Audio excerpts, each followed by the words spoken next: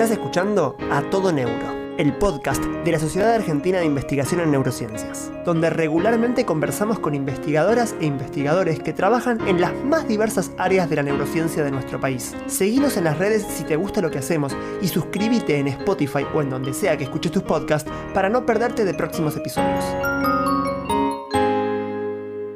Buenas, ¿cómo andan? Estamos acá en A Todo Neuro, el podcast de la Sociedad Argentina de Investigación en Neurociencias. Nos acompaña hoy Verónica Murta. ¿Cómo estás, Vero? Hola, ¿cómo andan todos? Y estamos acá también con Gustavo Morel. Hola Nico, hola Vero, ¿cómo están? Yo soy Nico Martorell y bueno, hoy vamos a charlar un poquito de muchas cosas de neurociencia, como siempre. Para arrancar, Vero, te hago una pregunta Dale, inicial para romper el hielo y vamos a ver a dónde nos lleva.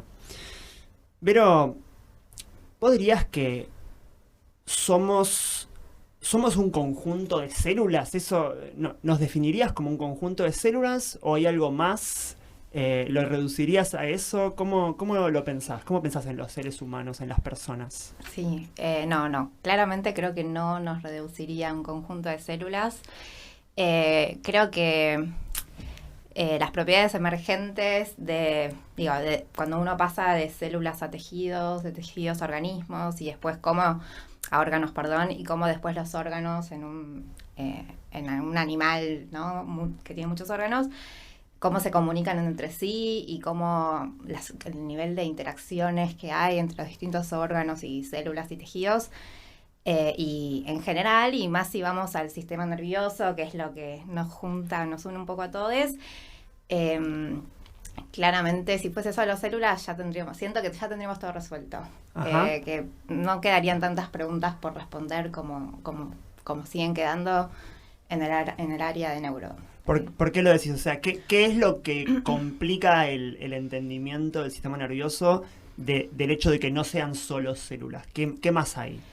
Y es que hay interacciones múltiples y que muchas veces es difícil, son tantas y tan grandes o tan pequeñas a veces que es muy difícil entender la sintonía fina de cómo se forman y cómo funcionan las redes neuronales y cómo se regulan también. A mí lo que me parece siempre muy flashero es las modulaciones, como que me parece que a veces es difícil de entender cómo un mismo sistema hace una cosa cuando dormimos o cuando no, o cuando comemos o cuando no. Y entonces, esos controles me parece que son súper interesantes y que muchas veces dependen de muchos más sistemas de los que nos damos cuenta. ¿Por ejemplo? Y voy a ir a mis caballitos de batalla. O sea, yo trabajo con las células de la glía. Y les voy a hacer una introducción porque no son neuronas. Claro, células de la glía, toda la gente que está fuera de neuro es como, ¿qué dijo? Y la gente de neuro también. Eso iba a decir. ¿Qué dijo? ¿Qué dijo hace?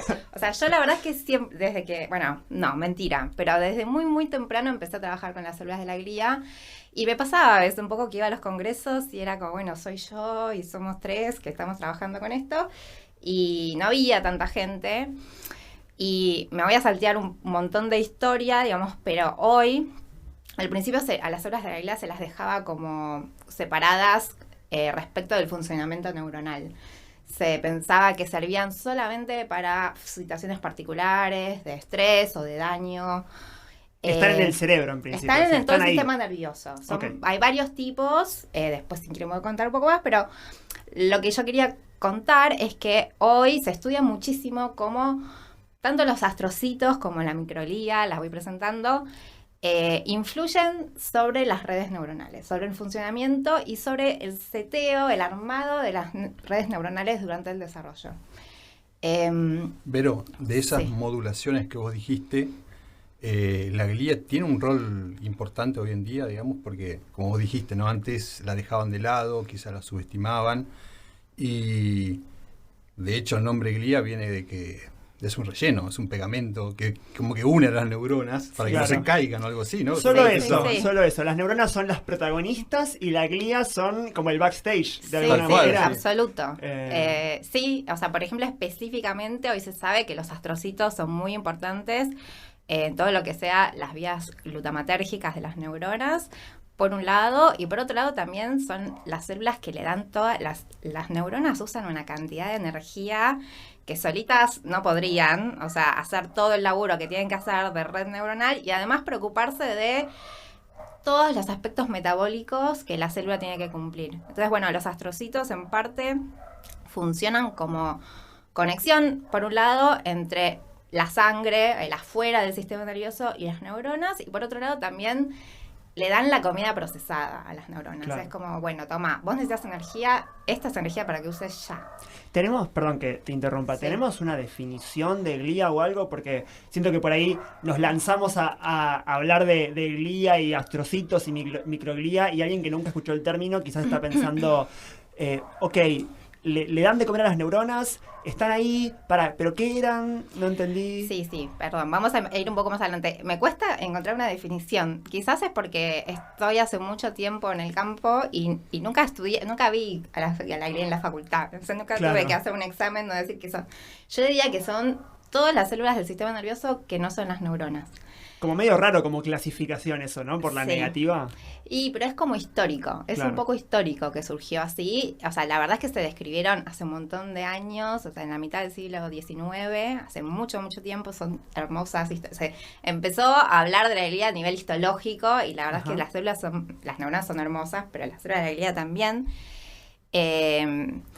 Y sí, después se las empezó a separar en diferentes funciones, ¿no? Como vamos a ponerle algunos nombres y contar algunas funciones. Por ejemplo, los oligodendrocitos son las células de la glía que principalmente se encargan de hacer la mielina. ¿Qué es la mielina? Claro. La mielina es, como la descripción clásica y que todo el mundo hace de la mielina es, bueno, como el cerebro, el sistema nervioso está lleno de neuronas y las neuronas se comunican con electricidad, ¿no? Básicamente para ser muy... Está bien, muy bruto, con electricidad. Pero imaginemos, muchas redes eléctricas, una al lado de la otra. Creo que entender quién se comunica a quién y cuáles no. Bueno, ¿qué tienen los cables? Y lo vamos a pensar como cables. ¿Qué tienen los cables? Tienen un aislamiento, ¿no? Tienen una cobertura de plástico, que es algo que no transmite este tipo de electricidad, y entonces que además sirve para que la transmisión nerviosa sea más rápida. Okay. O sea, esas son las dos funciones, de la mielina, que la mielina está hecha por los oligodendrocitos. Que son parte de la glía. Después tenemos a la microglía, que es la glía más foránea, por decirlo de alguna forma, porque el origen de la microglía es una de las únicas células del sistema nervioso que no tiene origen neuronal. Ajá. Las otras eran neuronas antes y no, se eran precursores. Okay. O sea, si uno se va hacia atrás en el desarrollo y va buscando precursores, se puede ver que hay un punto lo suficientemente lejos donde una célula, que podríamos llamar célula madre del sistema nervioso, puede generar astrocitos, oligodendrocitos o neuronas. Claro. Pero no microglía. Okay. La microglía está más del lado de las células de la sangre, de los macrófagos y las células del sistema inmunológico. Okay. Es una célula que invade el sistema nervioso durante el desarrollo y después ya queda ahí. O sea, no hay tanto intercambio. Invade suena mal, invade suena como que... Migra hacia el sistema nervioso en una etapa bastante temprana del desarrollo y entonces se convierte como parte del sistema nervioso, aunque medio que venía de otro país. Claro, son inmigrantes. Son inmigrantes, sí, Okay. y las aceptan muy, muy bien porque realmente las necesitan un montón. Vero, y ahora que la gente sabe más que nada que en el cerebro no solamente hay neuronas, también hay glía, ¿no? ¿En qué proporción las encontramos? Hay muchísimas. No sé el dato exacto, pero de hecho hay muchas discusiones al respecto de eso. Hubieron algunos estudios que decían que había muchas más células de la glía que neuronas. Hubo críticas también a esos estudios, pero yo diría que hay más. No sé exactamente cuántas más, pero más sí. ¿Más que neuronas? Más que neuronas. ¿Vos pensás que a la gente le cuesta aceptar eso? Sí. ¿Por qué? O sea, digo, para introducir, uno pensaría que no necesariamente habría preferencia al respecto, ¿no? Como, bueno, si hay más neuronas de una, si hay más glía de una, no pasa nada, es lo mismo. ¿Por qué pensás que la gente tiene tantas emociones tan fuertes sobre ese tipo de temas? Me cuesta entenderlo, porque de hecho me cuesta entenderlo también desde el punto de si hay más neuronas. No sé si quiero abrir esta puerta, pero si hay más neuronas en las mujeres que en los hombres, por ejemplo. Ajá. O sea, ¿por qué uno asume que más siempre implica más complejo o más mejor? O mejor. O sea, mejor en ciencia me parece que es una palabra muy difícil Sí. de conciliar, digamos, Claro. que es mejor. Pero hay un imaginario popular, me parece, que asocia más a más complejidad. Claro. Y no tiene por qué ser así. ¿Ese dato que tiraste de que hay más neuronas en hombres que en mujeres es real o no es real? No, pero lo que pasa es que es algo que, la verdad, más neuronas que hombres, en hombres que mujeres, se hablaba más del peso en algún momento, ¿no? Del peso del cerebro. Claro. Pero de vuelta era como una cosa de más es mejor, o sea, tiene más cerebro, entonces es Claro. más inteligente, Claro. o sea... Que en promedio creo que los hombres simplemente son más Bueno, grandes físicamente, claro, ¿no? hay O sea, estudios sobre, por ejemplo, si sí. tiene más y pesa más el vaso del hombre Claro. que el vaso de la mujer, Total, o sea, sí. como ¿Qué a importa? de la proporción. Sí. Pero sí, Total. definitivamente no pienso que más es mejor, No. ni más complejo, ni más complejo tiene tampoco por qué ser mejor. Claro.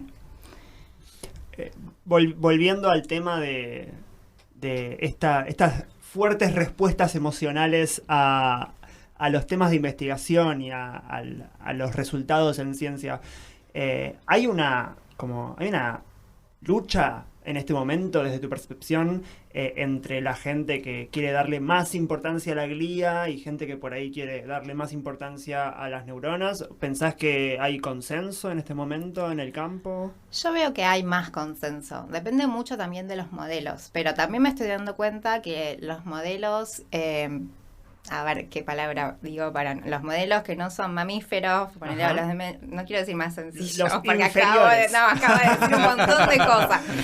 No, los Los modelos peores. que, no sé, voy a nombrarlos, como la drosófila, Ajá. la mosca de la fruta, o como, digamos, se está empezando, que antes ni se hablaba, se está empezando a hablar de la glía, o sea, está empezando a llegar a otros modelos que antes por ahí no se estudiaba, y para mí tiene que ver un poco con la aceptación de que hay realmente una importancia a nivel de fisiología del sistema nervioso de la glía, porque antes se la veía como solo asociada a respuesta inmunológica. O sea, primero, hace muchísimo tiempo, era solo relleno.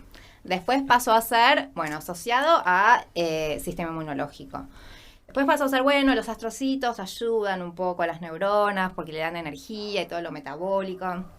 Y ahora están saliendo un montón de trabajos, casi siempre, o los que más leo yo, casi siempre mamíferos, en ratones o ratas, que hablan de cómo influyen no solamente en las redes neuronales adultas, sino en la formación. Como hay muchísimos trabajos asociados a se me fue la palabra, sabía que esto me iba a pasar en el momento, a las ventanas durante el neurodesarrollo, a las ventanas de desarrollo de los sistemas, digamos, y cómo son seteadas Claro.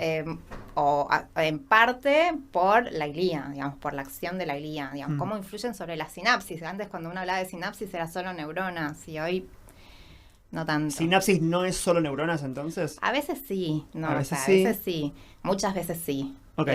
Pero bueno, no Y me solo. surge una pregunta más que nada con el tema de la sinapsis y que contabas que las neuronas que tienen impulsos eléctricos, ¿cómo se comunican las células gliales con las neuronas? Son más, en esos, depende cuál, la verdad. Por ejemplo, la microglía se comunica mucho o sea, hay algo también muy interesante, que eso sí está como bastante dentro de mi campo, que es que la microglía, que originalmente decíamos que era una célula que se manejaba dentro de la inmunología con sus moléculas inmunológicas, se sabe hoy que las neuronas tienen receptores, pueden sensar la información inmunológica también, y tienen otro efecto sobre las neuronas, ¿no? Porque la neurona no es una célula inmunológica, pero es capaz de sensar esas cosas. Entonces, la microglía y las neuronas muchas veces se comunican a través de moléculas asociadas a lo metabólico o moléculas asociadas a lo inmunológico. Los astrocitos, igual también se está viendo que hay canales. O sea, los astrocitos, por ejemplo, tienen canales. ¿Qué son los canales para la gente que por ahí no Sí, entiende cómo el tema de la comunicación, ¿no? Algo así como que se tocan o de alguna manera... Claro, cómo se comunica intercambian la algo. glía con las neuronas, ¿no? O Claro, sea, sí. ¿qué quiere decir que se comunica? ¿Se hablan? Claro, bueno, las dos ideas básicas es, por ejemplo, la microglía puede secretar moléculas Ajá. que la neurona puede leer porque tiene lo que llamamos receptores, que es básicamente un sistema de llave-cerradura, es como una cosa, un mensaje muy específico, que un receptor solo reconoce una molécula, yendo a lo muy, muy simple, y entonces se comunican de esa forma, y viceversa, la neurona también puede... Muchas veces lo que pasa es que la neurona puede tener en su sinapsis, por ejemplo, que es la zona de la neurona que recibe información nerviosa, puede tener algunas moléculas que que en vez de liberarlo al ambiente, la neurona lo tiene en su sinapsis, en la membrana, en las dendritas. Y entonces la microglía, que se puede mover, porque además eso es una diferencia muy grande entre la neurona es como célula muy estanca, o sea, yo estoy acá, estos son mis sinapsis, mi árbol dendrítico, acá me quedo, lo puede ir regulando en tamaño, qué sé yo, pero no se mueve. La microglía se mueve y entonces puede acercarse a la neurona y leer esas señales, esas moléculas que están en las membranas de las neuronas. ¿Y qué hace con eso? Y puede, por ejemplo, comer una sinapsis. Es decir, esta sinapsis... ¿Comer una sinapsis? Claro, esta sinapsis no se está Qué usando, eso, no sirve tanto porque claramente o sea, la neurona me está diciendo, che, acá hay una señal de que me comas, porque esta sinapsis no está recibiendo información. La dendrita tiene esa información, entonces la microglía se puede hacer lo que se conoce como poda sináptica, Claro. que es comerse esa sinapsis, es decir, acá esta no sirve. ¿Qué concepto interesante comerse una sinapsis, ¿eh? No, Me gusta el término poda sináptica, me gusta. Sí. Pensando que son como jardineros que van y cortan el pasto. Claro. pero no. Y es que es eso porque se Neuronal, habla, ¿no? De que las dendritas son un árbol, entonces, bueno, medio que se le puso poda, es Está una poda. muy Claro. bueno. Sí. Nada menos backstage que decidir qué sinapsis están y qué sinapsis no, o sea, nada más importante. Lo cual no quiere decir que las neuronas no tengan lo que denominamos como sus métodos autónomos también para decidir eso, ¿eh? Pero, digamos, la neurona es la que tiene que poner la señal. O sea, la neurona de alguna forma sensa que esa no es una sinapsis que necesite y pone la señal. Pero la que por ahí desarma eso es la microglía. Claro. O sea, el cerebro no es solo neuronas y solo con neuronas no funcionaría. Exacto. Y entonces, vos en particular, ¿qué es lo que mirás de la glía? Porque estuvimos hablando, me parece, un poco más en general. No sé, ¿qué es lo que te interesa a vos de la glía? Vos decís que hace mucho que estás trabajando con glía. ¿Por qué? ¿Por qué esa es la pasión de tu vida? Si es que lo es. Yo voy a decir algo, pero toda la comunidad neurocientífica tiene que prometer que no lo va a tener en mi contra. Digamos, a mí, cuando yo estaba haciendo la facultad, me gustaba la inmunología. Ajá. Y entonces, al principio, trabajé en unas pasantías mientras era estudiante. Fueron experiencias que estuvieron muy bien, pero no derivaron en nada duradero. Y de casualidad surgió una oportunidad de entrar a un laboratorio, que fue donde hice mi tesis de licenciatura, donde trabajaba en el sistema nervioso, pero desde el lado inmunológico. Bien. Y para mí eso fue algo totalmente novedoso. O sea, no sé, ahora yo me recibí hace un montón y las materias de la facultad cambiaron un montón, pero yo no había visto nada de esto, no sabía de la existencia de eso. Y de hecho había un concepto de que el cerebro era un lugar inmunoprivilegiado, le decíamos, como donde estaba todo cerrado y no ocurrían eventos inmunológicos. O sea, no podían entrar virus, bacterias. Claro, es que de hecho eso es un poco así, pero no tan cerrado como se pensaba antes. Okay. Hay como un tráfico controlado de moléculas y de células. Okay. Mucho más controlado que en cualquier otro órgano del cuerpo. Claro, o sea, no cualquier cosa puede entrar al cerebro. No. Y sí cualquier cosa puede entrar al hígado, ponerle y es una más cosa fácil, así. sí, va por los vasos sanguíneos y Claro. las células que están en los vasos tienen un montón de señales que si hay algo adentro del órgano que dice, acá necesitamos ayuda del sistema nervioso, del sistema inmunológico, hay una señal que dice, bueno, entren. El tema es que por el diseño del cerebro, entonces si yo tengo un cráneo que me está conteniendo el cerebro, es muy importante que lo proteja. Si de golpe dejo entrar un montón de células y líquidos, claro, se va a generar una presión que no está buena para las neuronas, que son muy sensibles. Claro. Entonces, ¿Es así? ¿Las neuronas son más sensibles que otras células? Me llamó la atención eso. Mi experiencia de cultivo diría que sí. Es más difícil que las neuronas estén contentas.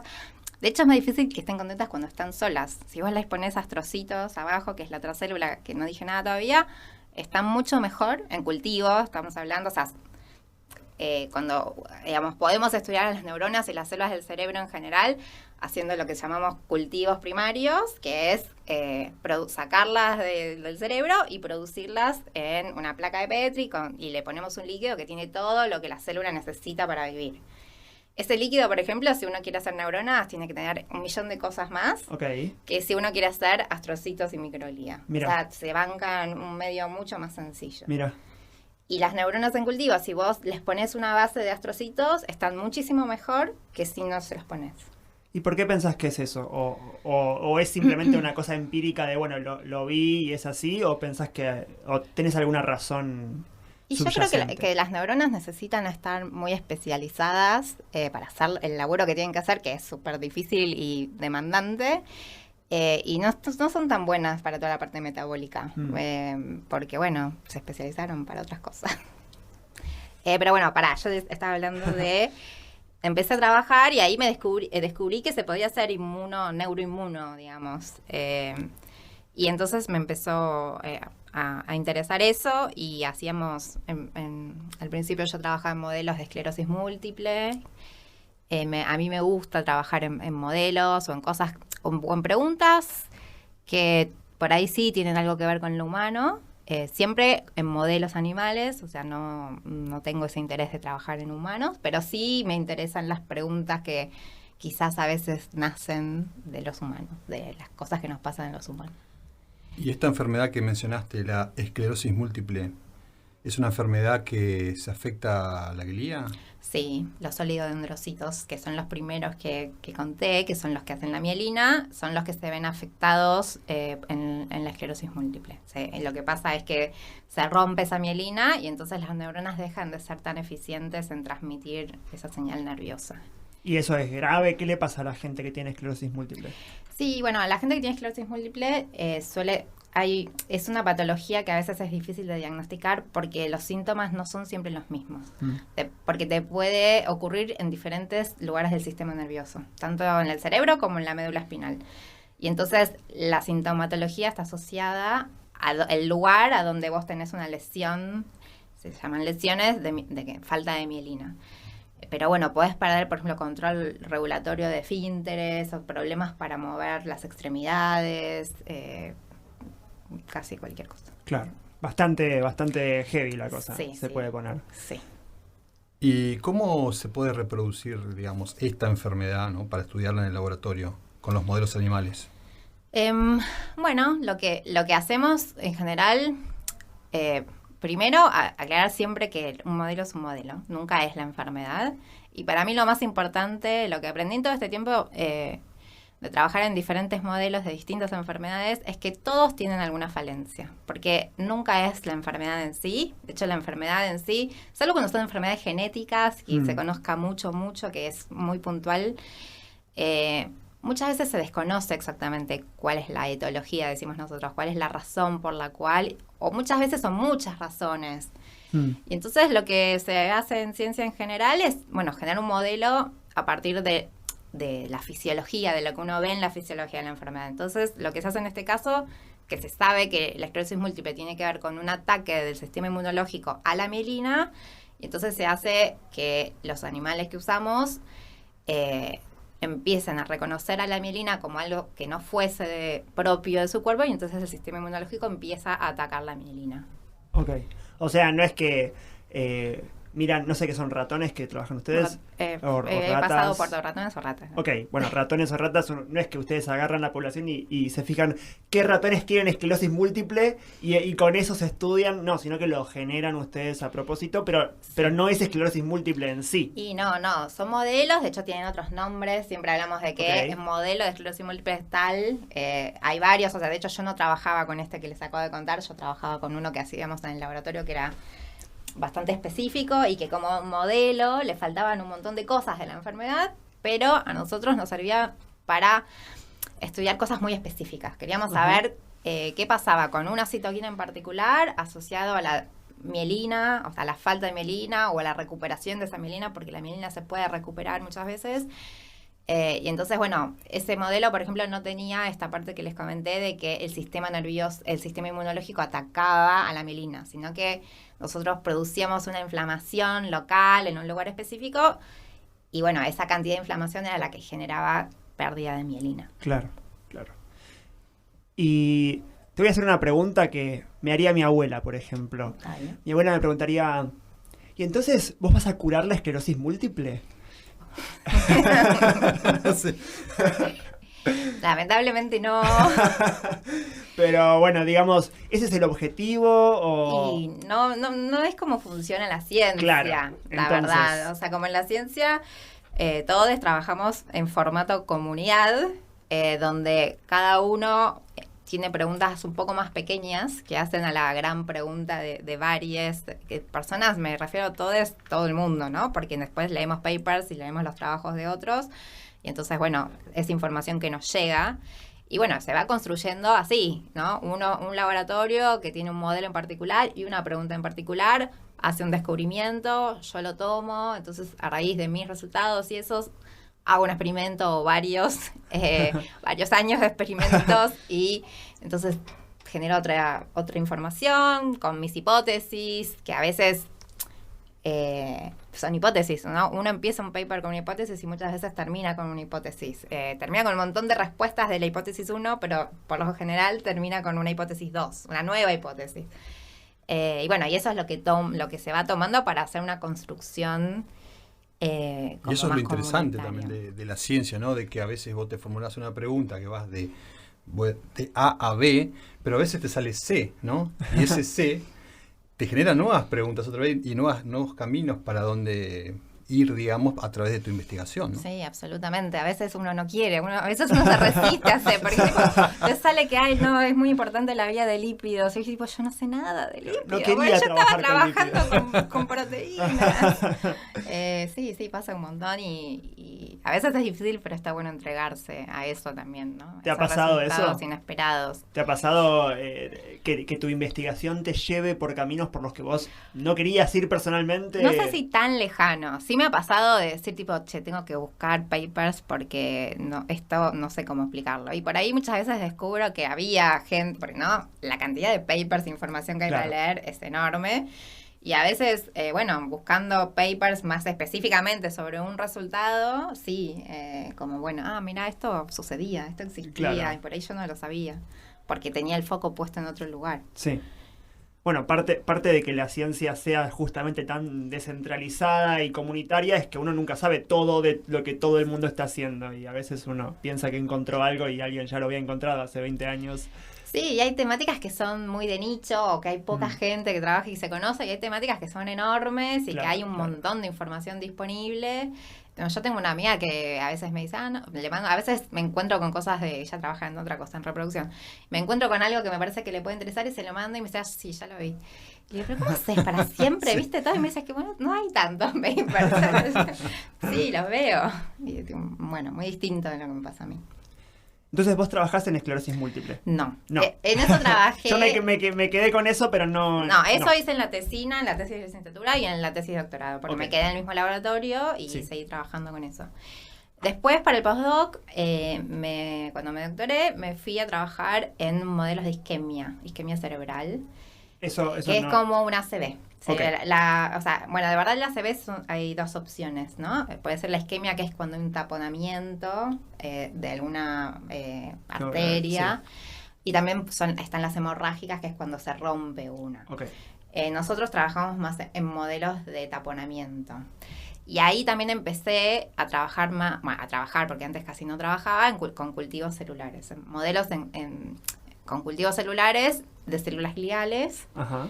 Que te ayudan a responder cosas más de, ¿no? Le decimos moleculares, pero bueno, como celulares, de verdad, mecanismos celulares.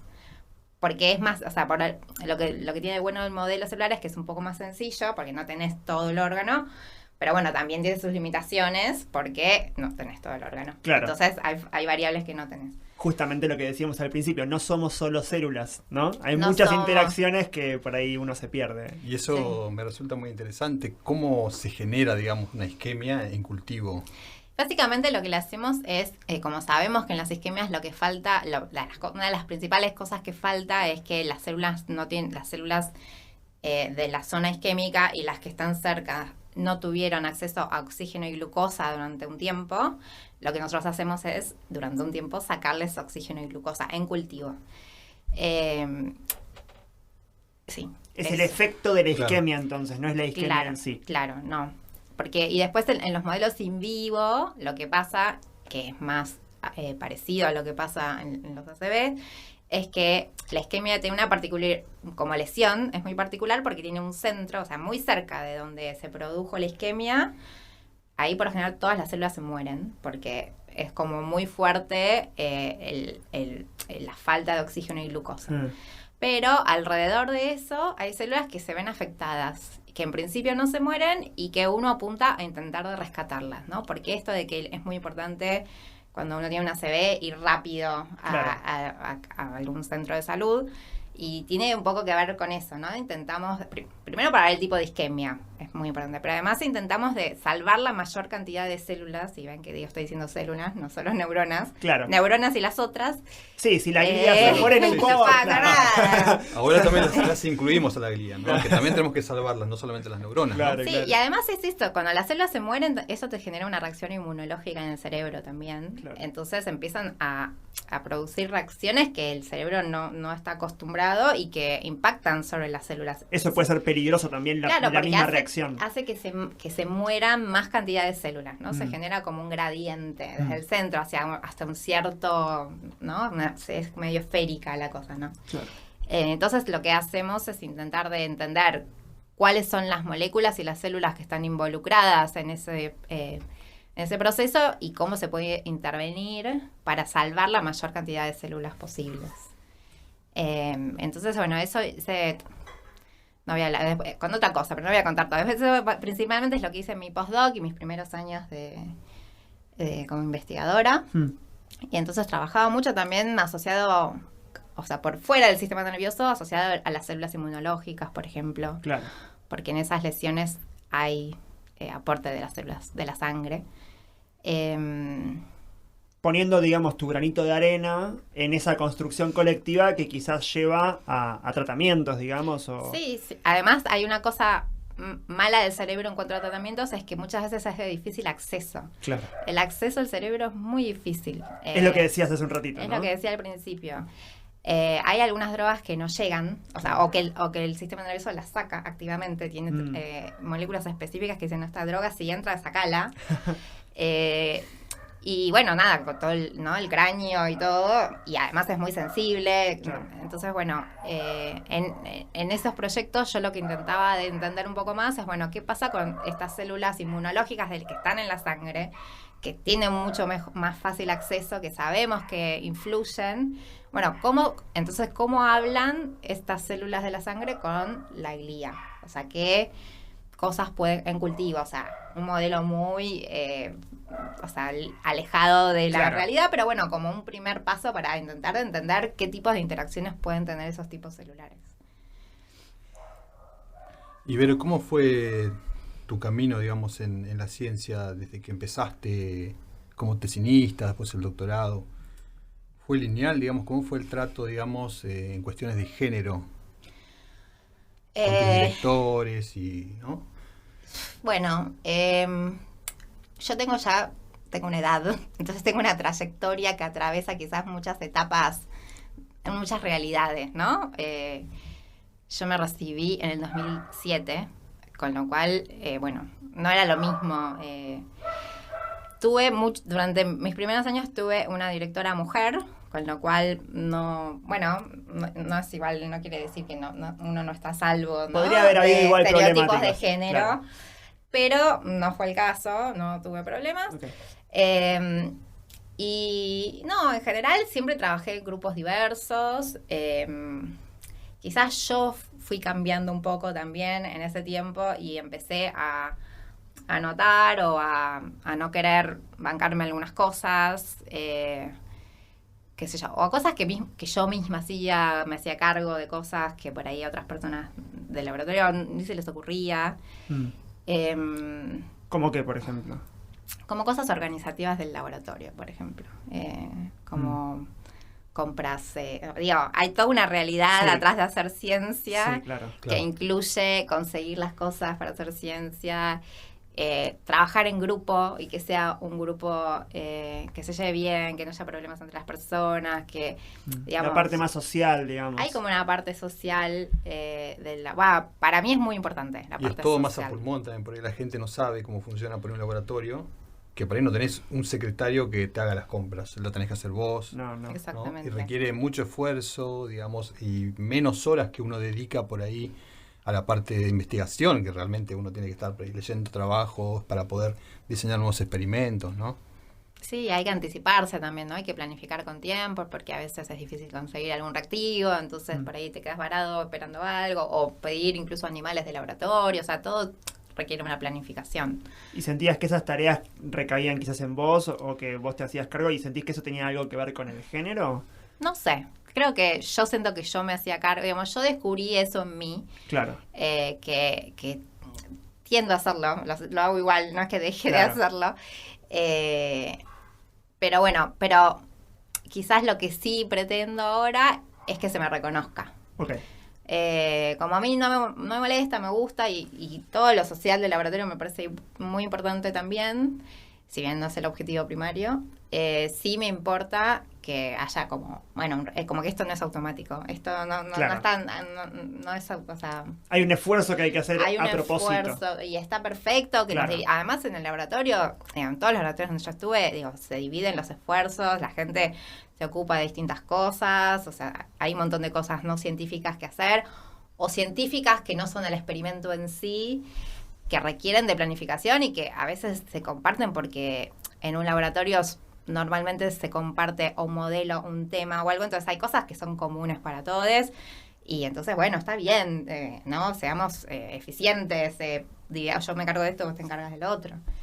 Sí, es un trabajo más multidisciplinario también, digamos, que requiere no solamente de trabajar con tu laboratorio, sino también de generar redes, ¿no? Lo que hablabas hoy al principio, de que por ahí tenés que trabajar en un tema que no sos experta y tenés que recurrir a no a gente de tu laboratorio, sino de otro instituto, quizás. Sí, ¿quién trabaja? Ponerte en CONICET a mirar para quién tiene algo publicado con lípidos, para volver al ejemplo de lípidos.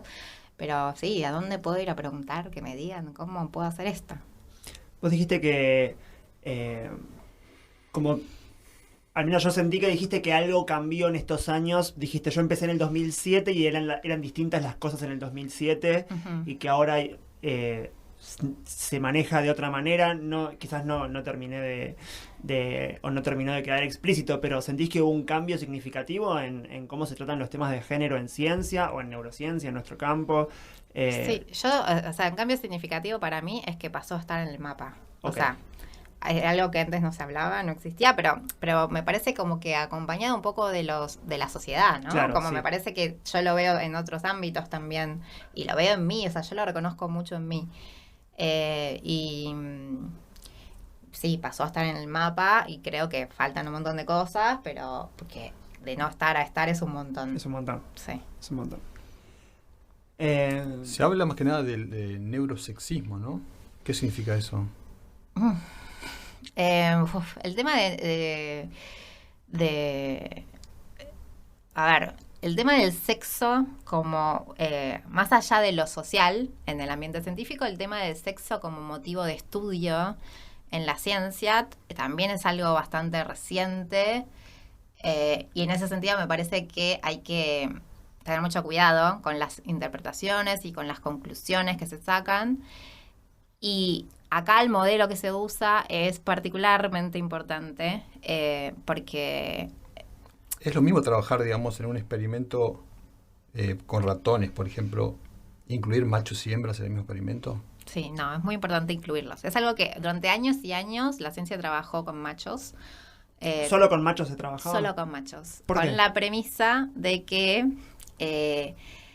las hembras al ciclar tenían más variabilidad.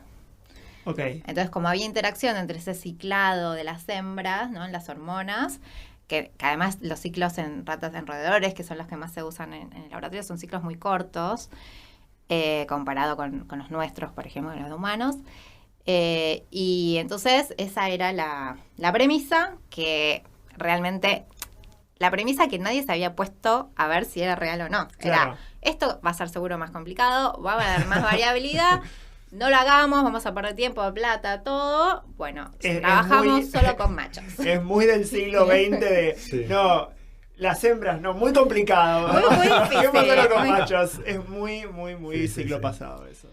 Pero bueno, por suerte hay gente que se puso a hacer esos experimentos. Claro. Y que, por ejemplo, hay dos... Además hay otro tema que es, si vamos a trabajar solo, ¿no? En cuanto a ética animal, si vamos a trabajar solo con machos, ¿qué pasa con las hembras? Ajá. Porque uno, cuando produce animales de laboratorio, no elige el sexo de los animales, entonces aproximadamente te toca miti-miti.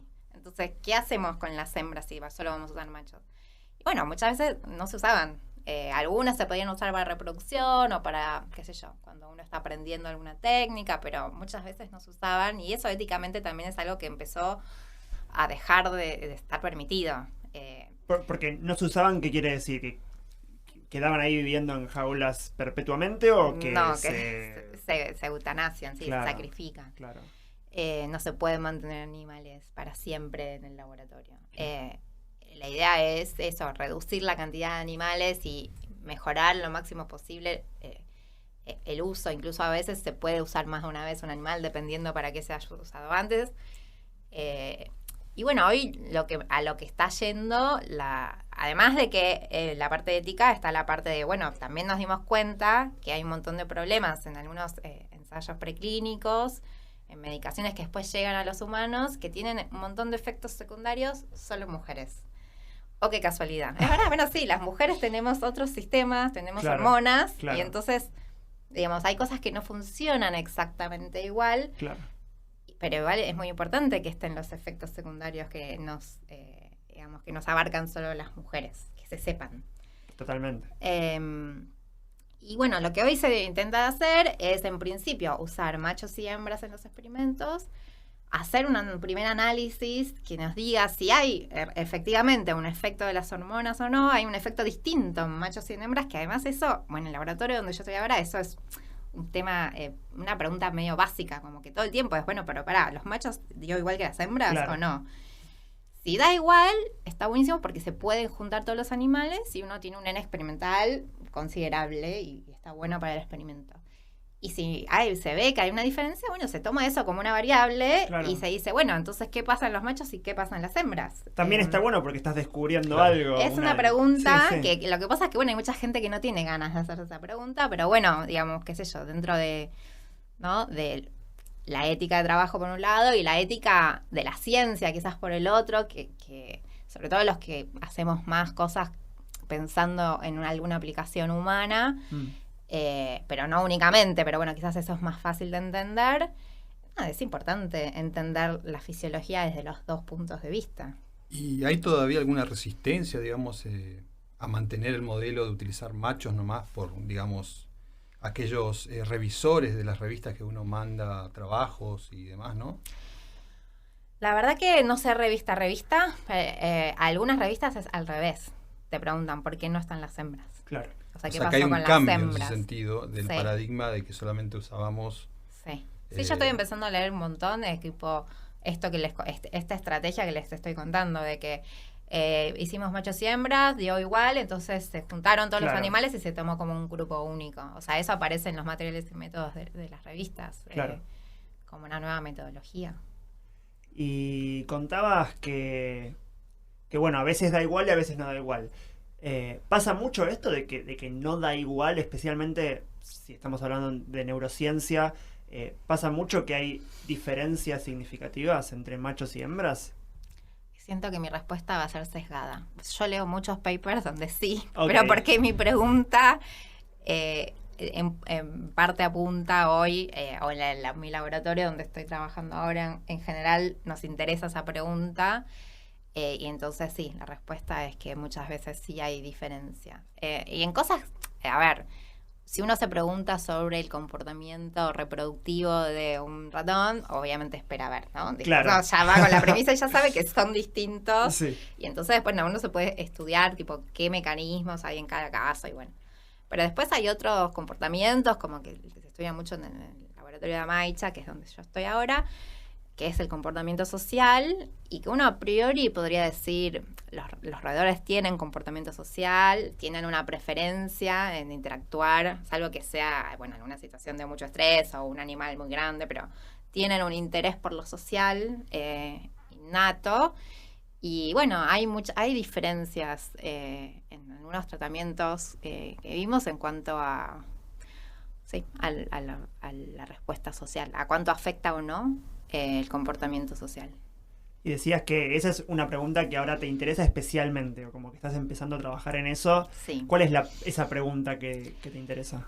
Y nosotros, bueno, a mí me interesa como quedándome con mi corazoncito inmunológico y pensando en la glía, que es mi otro lugar de referencia, quizás metiéndome un poco más también en la interacción, nunca sencillo, todo complejo, en la interacción con las hormonas, ¿no? Porque esto que yo también comentaba antes, de que las neuronas sensan las moléculas inmunológicas. Bueno, las hormonas, muchas también pueden ser sensadas hay como también una comunicación entre el sistema hormonal y el sistema nervioso, sobre todo durante el desarrollo, durante el neurodesarrollo. Pero bueno, después también, ¿no? Y si metemos el combo, las respuestas inmunológicas, bueno, se ve que, por ejemplo, que algunas infecciones tempranas pueden tener un efecto, por un lado, sobre el comportamiento, y también pueden tener un efecto sobre algunas diferencias que se pueden encontrar en la fisiología del cerebro de un macho y de una hembra. Uh-huh. Incluso en zonas que no están asociadas a estas respuestas clásicas de machos y hembras como las reproductoras, o digamos, incluso en zonas que están asociadas a respuestas sociales, por ejemplo, bueno, respuestas al estrés, ¿no? El estrés también comparte mucho con la respuesta inmunológica y el sistema nervioso. Entonces, bueno, un poco estoy en ese triángulo complejo. Es polémico a veces hablar de esto, ¿no? Como sí. Yo siento que vos lo estás hablando con cuidado, sí, que me parece muy bien. Es polémico porque quizás la gente que lo escucha, de repente escucha el cerebro de los hombres y las mujeres no son iguales y entonces uno es mejor que el otro, como decías antes, ¿no? Esto lo charlamos hace un ratito. ¿Por qué te parece que vamos para allá? ¿Por qué es tan polémico hablar de estas diferencias, que son diferencias experimentales, diferencias en la biología? De nuevo, no tiene por qué haber mejor ni peor. ¿Por qué se vuelve tan polémico? Yo creo que el problema, en parte, tiene que ver en traducirlo al humano.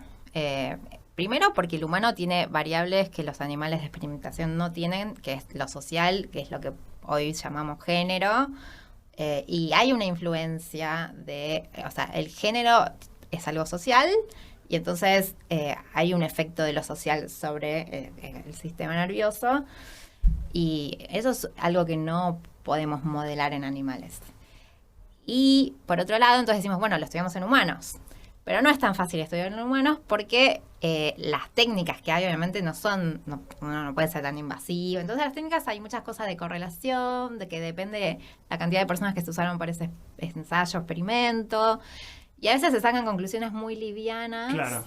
Que después otras personas, no es como un teléfono descompuesto. Entonces otras personas toman esos experimentos que por ahí no están tan bien hechos, con unas conclusiones súper contundentes, pero dentro del ámbito científico, entonces toman la conclusión y lo pasan a una cosa social, claro, totalmente descolocada que no es, digamos, y te citan el paper. ¿Pasa mucho eso?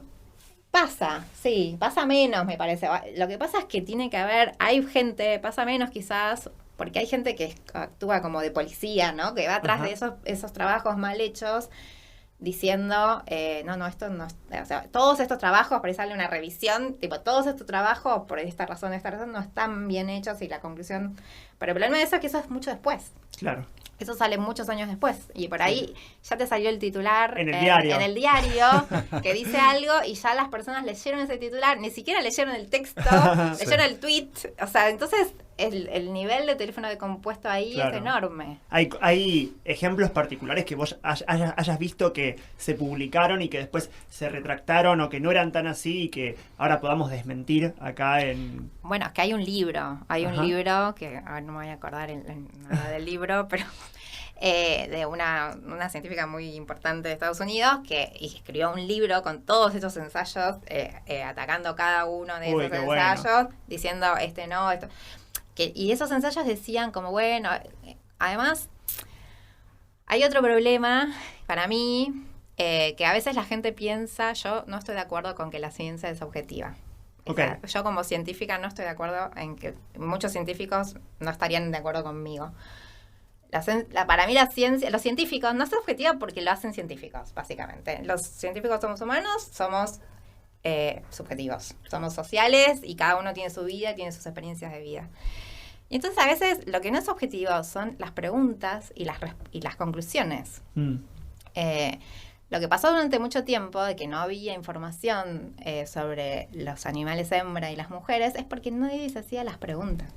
Y sigue pasando, o sea, en el ambiente, por ejemplo, de la investigación reproductiva, que está mal, mira, ya lo dije y me arrepiento, no es reproductiva, del sistema genital de las mujeres, que no tiene por qué ser reproductivo. Claro. Hay un montón de cosas que empiezan a saber ahora. Claro. O sea, y estaban las herramientas, no es que, porque qué difícil es saberlo. No, es que nadie se había hecho las preguntas, o nadie te había dado un subsidio para esa pregunta. Quizás había gente que sí se hacía las preguntas, pero no se le daba importancia en el ámbito estatal o como sociedad o lo que sea. Y como que ahí para mí se ve mucho realmente la relevancia de lo social sobre el sistema científico en general y sobre los científicos en particular, que somos personas. Entonces... Porque depende más que nada de las políticas y de intereses de quizás algunos pocos también. Sí, bueno, es que ahora empezó a haber un montón ahora hay como un interés social, digamos, siempre manteniéndonos dentro de esta cosa de, no es que cambió todo tanto, sino que ahora el interés social incluye a las mujeres y algunas preguntas asociadas al sexo. Entonces, como eso ocurre, hay plata para investigar sobre eso. El sistema para mí no cambió. O sea, el sistema siempre funciona un poco así. Hay modas también, o sea, pasan un montón de cosas, pero bueno. Como pasó con la pandemia, digamos, ¿no? Que vino la pandemia y muchos tuvieron que volcar sus investigaciones hacia el estudio del COVID, ¿no? Sí. ¿Vos qué experiencia tuviste con el estudio del COVID? Que nosotros chusmeamos un poquito tus trabajos. Sí, escribimos en el laboratorio donde estaba antes, escribimos, la verdad que en un momento del principio de la pandemia era muy difícil focalizarse en el trabajo, digamos, yo tenía algunas cosas para analizar, como que podría haberme sentado a la computadora y decir, bueno, aprovecho para hacer esto. Me la pasaba en Twitter y me la pasaba leyendo papers de COVID y era como una locura. Yo ahora lo veo para atrás y realmente siento que estaba en una como muy intensa. Acompañada también, porque mucha gente estaba en la misma, ¿no? Sí. Pero bueno, yo tengo una pareja que no es científica y era como, y además me preguntaba, y la familia me preguntaba, y le digo, no sé, porque ayer salió tal cosa, pero hoy no sé qué, y era como una locura. Claro. ¿Qué haces? Te decía, ¿no? ¿Qué haces? En vez de mirar una serie de Netflix, estabas buscando papers. No, además nunca fui tan obsesionada con Twitter y con... Bueno... Y nada, como el director del laboratorio, a Javier, se le ocurrió que, bueno, escribamos un paper, investigamos un poco y escribamos una revisión sin que haya mucha información. Todavía no se sabía que si podía afectar el sistema nervioso o no, pero como había otros virus muy parecidos que ya habían, a escala mucho más pequeña, se eran conocidos y se conocían algunos mecanismos de acción. Bueno, fue como una revisión un poco de eso y intentar entender si había probabilidades de que afecte el sistema nervioso o no, y cuáles serían los posibles mecanismos. Bueno, porque claramente está asociado, digamos, nosotros en el laboratorio trabajamos con respuesta inmunológica del sistema nervioso, entonces, bueno, había ahí un conocimiento de base y nada, entonces escribimos un trabajito sobre eso. Qué bueno, qué bueno. Excelente, sí. ¿Eso sentís que tuvo alguna repercusión en el momento que estaba tan alzado el tema de COVID? No sé, tardó ¿cómo fue un tu poco en experiencia? entender. El paper en sí, a nivel científico, tiene bastantes citas ahora, pero creo que, bueno, viste que se habla mucho yo creo que en la práctica rápidamente se notó que el cerebro no era lo más, o el sistema nervioso no era lo más afectado, lo más peligroso, la razón por la cual la gente se moría o quedaba internada. Entonces, en principio, no hubo tanto esfuerzo abocado a eso. Pero con el long COVID, un poco sí, como algunas sintomatologías un poco que estaban un poco más asociadas, indirectamente, digamos, nosotros medio que en el paper hablábamos de eso, que veíamos más como una posibilidad de que haya que sí haya que podía haber un efecto sobre el sistema nervioso, pero indirectamente, a través del sistema inmunológico. Bueno, el tema del olfato algo tiene que ver, ¿no? Con el sistema nervioso, ¿o no va por ahí? Sí, el olfato sí, tiene que ver, claramente, es un sentido, tiene que ver con el sistema nervioso, pero bueno, sí, una de las cosas que se hipotetizaban es, o sea, cuando se empezó a estudiar cómo podría ser que ingrese al sistema nervioso el virus en sí, se veía que, bueno, que unas células del sistema olfativo tenían los receptores, esto que habíamos hablado al principio, ¿no? De moléculas llave cerradura, como la cosa específica para reconocer al virus, y que entonces podía llegar a ser una vía de entrada. Y bueno, además sí, ¿no? Que la pérdida de olfato. Claramente hay un tema de que algo le pasa a esas células. Claro.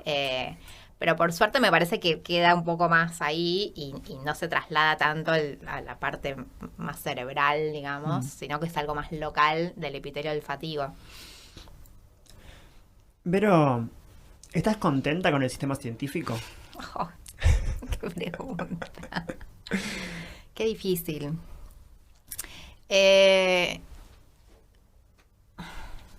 No sé si estoy contenta. Pero me cuesta decir eso sin tener tipo un montón de propuestas de cómo mejorarlo. Claro. Y también hay una diferencia, ¿no? O sea, a ver, a mí el sistema científico a nivel mundial me parece, como todo, como que ha sido muy heterogéneo. Okay. Como que hay mucha diferencia entre países y entonces nos medimos todos con la misma vara, pero no estamos todos en las mismas condiciones. Claro. ¿Cómo pasa con todo? Cualquier otra cosa. Me parece que es algo con lo que todos pueden relacionarse. Y después hay algo que creo que, no sé, el tema, ¿no? De la competitividad versus la comunidad. O sea, yo acá creo que lo dije ya un par de veces. Para mí es importante trabajar en comunidad y por suerte estoy en ambientes donde sí, hay esa visión de trabajar en comunidad. Pero bueno, hay muchos lugares, no sé si diría la mayoría, pero bueno, hay muchos lugares donde esa no es la premisa, donde es competitividad full. Y me pasa de leer también mucho en Twitter, porque a veces, ¿no? Yo fui a hacer una pequeña experiencia afuera, pero no fui a hacer un postdoc afuera, con lo cual por ahí no tengo como palpable esa experiencia. Pero veo que afuera se está empezando a hablar mucho de que la gente está quemada en el sistema científico. Se queman a niveles de estrés que no se soportan y que mucha gente es expulsada del sistema. Algunos porque no logran mantener ese nivel de exigencia y otros porque dicen basta. O claro. sea, realmente me está afectando a mi salud. Hay algo muy particular del sistema científico que siempre para mí es difícil de explicar, que es como esta relación informal de director-becarie, que es una relación pero no es, pero hay un poder, pero no está explicitado en ningún lado. Y bueno, es re difícil cuando te surge un problema y estás en el lugar de menos poder. Claro. Yo creo que hay ahora muchas instituciones que están poniendo herramientas. Me parece que estamos muy lejos de que esas herramientas funcionen, sobre todo cuando hay alguien con mucho poder al otro lado. O sea, la problemática que vos identificás es más a nivel interpersonal, sea interpersonal con, digamos, con gente de tu campo con el que podrías colaborar o competir, o interpersonal, becario, director. Sí, también a nivel de cómo se mide la calidad, por decirlo de alguna forma, o no sé si es la calidad, ¿no? Pero cómo se te mide a vos, tu CV, si sos o no sos buen científico, si te mereces o no te mereces. Un subsidio, un premio, no sé, digo, yo entiendo que hay un montón de... O sea, para mí no es absolutamente meritocrático. O sea, y el problema es que muchas veces se quiere pensar que sí. Y para mí no lo es. Y yo he escuchado experiencias de sociedades internacionales donde había, por ejemplo, un montón de postulantes para un subsidio y muchos postulantes como con un puntaje, ¿no? Analizado por pares, a ciegas, o sea, todo lo que hacemos siempre. Pero bueno, estaban o sea, ponerle 20 personas que tenían casi el mismo puntaje, claro, ¿no? 1, 1,2, 1,3. Entonces le decís, bueno, pero tengo que poner una línea de corte porque tengo esta cantidad de subsidios. Entonces uno escribe el orden de mérito y dice, bueno, pongo la línea. Son 20 subsidios, cuento 20, pongo la línea. Ahora pusiste la línea entre uno que tenía 9,8 y otro que tenía 9,75. Que además fue evaluado por persona. Claro, ¿no? Claro. Y he escuchado gente que hace tipo, bueno, no, tomamos esta... O sea, es igual de injusto que si hago un sorteo. O sea, si yo tomo toda esta lista de personas que tienen entre 9,7 y 9,8, que tengo 50 personas que tienen entre 9,7 y 9,8, es igualmente injusto poner una línea de corte que decir, bueno, agarro estas 20 personas y las pongo los nombres en un bowl y saco y es igual, digamos. Por azar. Y hay gente, he escuchado que hacen eso. Sí. O sea, que hay gente que tiene esa visión, no sé, es muy difícil. Es como los recursos son muy escasos y a veces, no sé, es muy difícil. Sí. Cualquier cosa que quede afuera duele, ¿no? O sea... Sí, es difícil el que no te salga, que... Sí, es difícil. Bien. Quizás porque se truncan, digamos, las ideas que uno tiene o cómo desarrollarlas, ¿no? A veces está bueno, en algunos lugares uno tiene... Acá me parece que falta un poco quizás un feedback o como una construcción de un proyecto un poco más a largo plazo, ¿no? Porque yo presento un proyecto un año, tengo un feedback muy, o sea... poco, digamos, muy personal. Además me ha pasado que me digan, no, esta persona propone demasiado y al siguiente año, bueno, propongo menos. Me lo evalúa otra persona diferente y me dice, ay, pero ¿por qué no hiciste este experimento? Y le digo, pero estoy intentando hacer algo realista. Entonces, como no, termina siendo como algo que es, bueno, ¿por qué no me lo evalúa la misma persona que me lo evaluó el año pasado, por lo menos? Digo, hay un montón de cosas para discutir. O hay subsidios que tienen etapas, ¿no? Porque además también lleva mucho tiempo. Vos una cosa es tener que presentar un subsidio donde diseñas hasta el último detalle del experimento y otra cosa es presentar una idea, algunos experimentos con un poco más superficiales y que te digan, bueno, ¿nos gusta o no nos gusta? Y si me gusta, bueno, ahora desarróllamelo y a ver si está bien. Claro. Y es como una segunda etapa. No sé, me parece que hay otras formas quizás un poco más amigables. No tengo en claro tampoco que haya una forma perfecta ni increíble, no sé. Vero, y todo lo que nos comentaste, ¿no? Tu pasión primero por la inmunología, después la células de la glía. ¿Tenés algún hobby, digamos, que no tenga nada que ver con ciencia? Sí, así como fui pasando por varios temas, también tengo muchos hobbies por los que fui pasando. En una época era muy fanática, hice un curso de todo, hacer tragos, por ejemplo. O sea, me gusta mucho comer y cocinar. Okay. Y entonces, bueno, también siendo becario, ¿no? Hay que preocuparse de generarse sus propias comidas y tragos porque no se puede salir siempre a comer y tomar afuera. Así que, bueno, hice unos cursos de coctelería. De hecho, el curso de coctelería me lo regalaron cuando me doctoré, mis compañeros de laboratorio. Creo que fue cuando me doctoré, sí. Sí, cuando me doctoré. Y bueno, esto es muy trillado, pero me encanta viajar. No sé, o sea, y después no soy medio vaga, intento hacer ejercicio, pero no es algo que me motive un montón. Así que voy más, no me cocino mucho en casa. La pandemia también me llevó a la masa madre, a la fermento. El clásico, o sea, sí. Sí, qué sé yo. Bueno, y comentabas que sabes de coctelería. ¿Cuál es el trago que mejor te sale preparar? Lo que pasa es que el gin tonic, ponele, es fácil. Ajá. Pero a mí me gusta meterle como toquecitos. Entonces te hago por ahí algún almíbar picante. He hecho un Mirá. gin tonic con almíbar de ají, ponele, entonces tiene como un punchy picante. Y después el que tengo ahí como que tendría que practicar más, lo tengo medio abandonado. El old fashion es como un trago muy de autor. Es como un trago muy, muy, muy clásico, pero que si vos lo vas probando en los diferentes bares, como que a la gente que hace coctelería le gusta como ponerle un toque, que tampoco tiene que ser muy invasivo porque es un trago clásico. Claro. Pero como para que vayas a decir, hace un old fashion increíble. Qué divertido. Bueno, para la parte 2 ya sabemos qué pedirte que traigas. Además ya vino para el compartir. calorcito. Y sí, O sea, claramente. Claro, sí. Bueno, Vero, muchas gracias por estar acá y por acompañarnos. Estuvo súper interesante. Gracias por la invitación. Bueno. Y sigan adelante. Así escuchamos todos los podcasts, todes. Bueno, así lo haremos. Nos encontramos. Y en realidad, antes de despedirnos, ¿tenés ganas de decir tus redes si alguien te quiere seguir? Sí, o sea, Instagram es pura comida. No. Bueno. Sí, mi Instagram es @v de Verónica, ve_mur, es viejo.